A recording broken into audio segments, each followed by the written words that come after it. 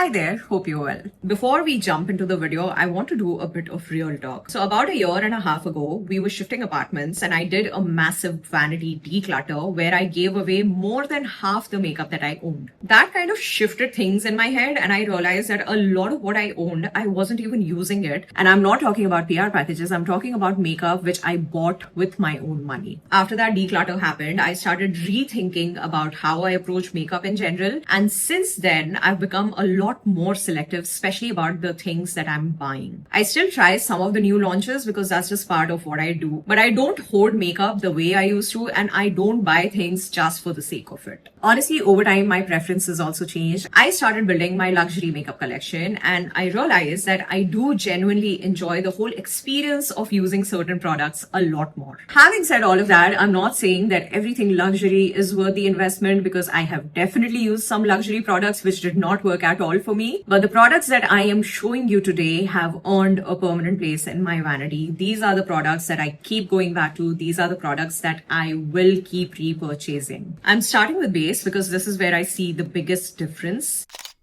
This is the Giorgio Armani Luminous Silk Foundation, and I did not try it for the longest time because I was hunting for the perfect shade, my perfect shade. Once I found my match and tried it, I completely understood why this is one of the most recommended foundations ever.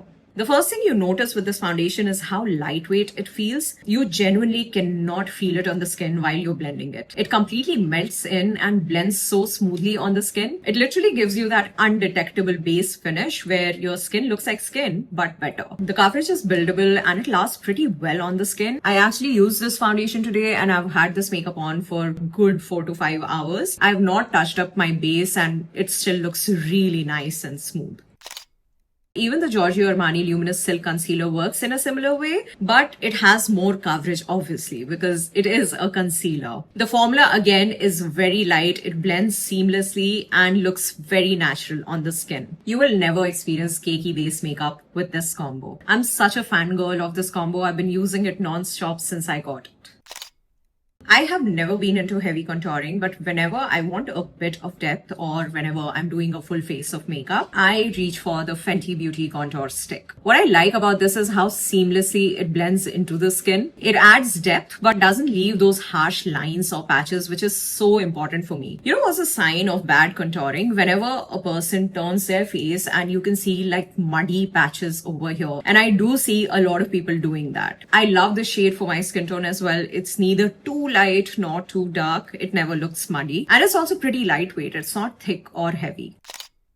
Moving on, I use two powders but for very different reasons. This is the Huda Beauty Easy Bake Loose Powder in Cherry Blossom, and this is what I use to set my entire face. My skin is dry, and although it is a matte powder, it just smooths everything out beautifully and looks amazing once you melt it with a setting spray. I never get that powdery look on my face after I use this. I've actually repurchased this powder quite a few times over the years, and no matter how many other powders I use, this is one powder which is always there in my vanity.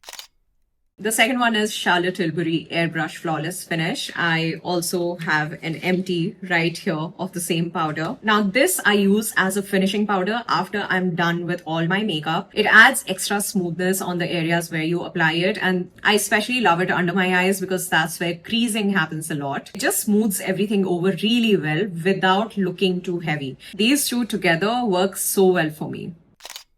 Now, most people don't talk about this step much, but brows are actually super important for me. It's one of those steps that I never skip. Even if I'm not wearing a foundation or concealer, I always do my brows, mascara, and lips. Brows make a lot of difference to your look, and I always pay attention to what product I'm using on my brows. And this is the one that I keep going back to. This is Benefits Precisely My Brow. I have been using this for over 4 or 5 years now. It is precise, it is pigmented, it is creamy and very easy to work with. It also does not make my brows look too heavy. Of course, there is a technique in play there as well, but my experience of using this brow product has always been very smooth. After doing my brows, I use a brow gel, and this step has actually been a game changer for me. I've actually tried quite a few brow gels, and a lot of them can feel heavy or sticky. Now, this one from NARS does the job really well without feeling that heavy. Whenever I use this, I never feel like there's something sitting on top of my brows, and trust me, you can feel like that with a lot of brow gels out there. It is long lasting, but it is not 100% waterproof because the formula is light. It is water resistant though. It's one of those brow gels which I know I will repurchase once it gets over. If you've been following me here and on Instagram, you would know how much I loved eye makeup. I had this obsession for eyeshadow palettes. I used to buy so many eyeshadow palettes, but then over a period of time, things changed. Makeup became more minimal and a lot of brands even discontinued eyeshadow palettes. After things changed, my routine also changed and now I use simpler products. This is the Giorgio Armani Eye Tint, and this particular shade Cashew is one of my most used eyeshadows at the moment. It's a beautiful product. It blends so well on the eyelids and gives a very smooth finish. These tints are super fast and beginner friendly. You can easily create a beautiful 2-minute eye look just using these tints. I have 4 shades from this range and I just find these so easy and quick to work with. They're also very long lasting. You don't need a concealer or a primer on your eyelid before using these. You can just directly apply it on your bare eyelid and you'll be good to go. The color payoff is that good.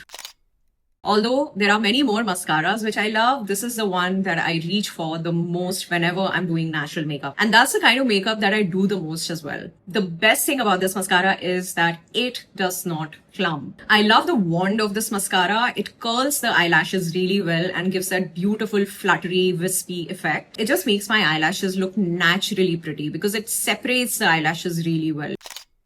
I've tried quite a few blush formulas over the years and this is the one that I keep going back to. I love how easily it blends into the skin and the color payoff is perfect. This is one of my favorite shades. It's called Strawberry Cream. I've used this blush for so many events and makeup looks. It is very long lasting. It's also a buildable blush, but it does not look patchy or feel heavy on the skin. I can never have anything patchy on my skin. That's just not how I do makeup. And this works beautifully for me. Although I do have some highlighter on my skin, I did use this blush today and it looks so pretty. This is the Urban Decay All-Nighter Setting Spray, and over the years, I have bought so many of these bottles. It just works for me. Once I use this setting spray, I don't have to worry about my makeup moving at all. It locks everything in without changing the finish of the makeup that you've done. This is my go-to spray whenever I'm going for a night out or when I know that I'm going to be out and about for a long time. It's definitely one of the best. So this is pretty much what my makeup looks like right now, or at least a big part of it. I haven't included any lip products here because for me, that's a separate category altogether. I will do another video which will focus just on lip products. If you want to see more of how these products look in different lighting and in day-to-day use, then I keep sharing those on my Instagram. I'm going to end this video right here. I'll see you in the next one.